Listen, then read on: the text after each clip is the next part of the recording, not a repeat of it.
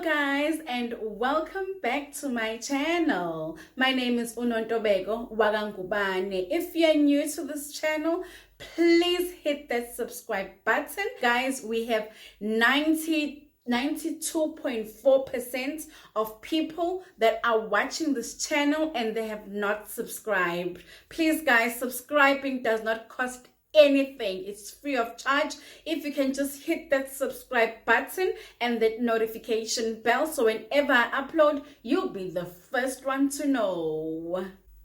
ANC KZN Chair and MEC of the Department of Transport, Siboniso Duma, has apologized to Ungangezwelakhe Isilo Samabandla Onke King Mrs. Zulu Kazwelithini for the event that transpired on the 110th commemoration of King Dinizulu Zulu Kacetshwayo in March, where he grabbed the microphone from the King's traditional Prime Minister, Reverend Thulasizwe Buthelezi. Silo sifuna ukuqale sibonge nje ithuba esilitholayo sisho kodwa ukuthi asikwazi ukuthi sokhuluma nembube ethina ngoba siyaqala ukunikezwa lethuba sesikulomnyango isilo sasigcine kudala semnyangweni waka-Atia sisemnyangweni waka-Atia kunemicimbi sasisebenza eduzane ke nembube kwenzeka izinto ezinhle kodwa kweminye emicimbi owenzeka emcimbini omkhulu akaceza sathula isimo sangaba kahle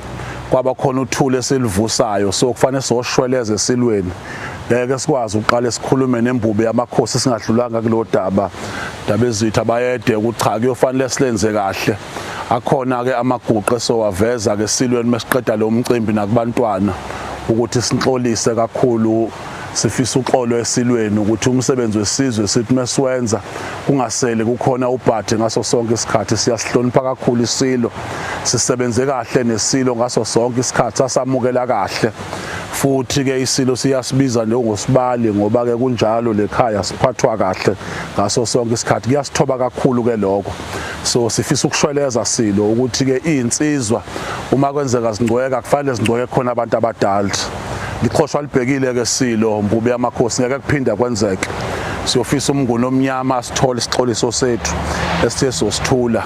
He came bearing gifts of cattle as a sign of his regret.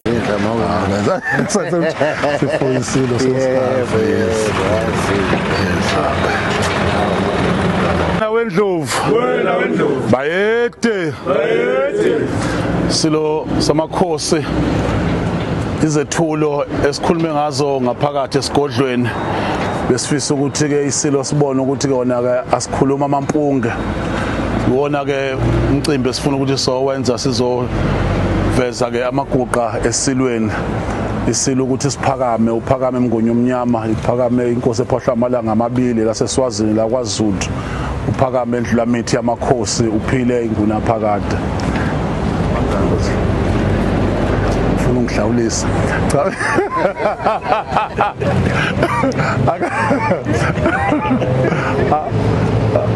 akahle silo ungabona ugwetshe lo e5 kanje likhona le6 ame kahle ngiyazi umntwana usengicuphile. Do you think Uduma has sincerely apologized? What took him so long 6 months later? Please do share your thoughts down below. Thank you so much for watching. Please don't forget to like, subscribe, don't skip the ads, and turn on that notification bell. I will see you on my next one. Bye.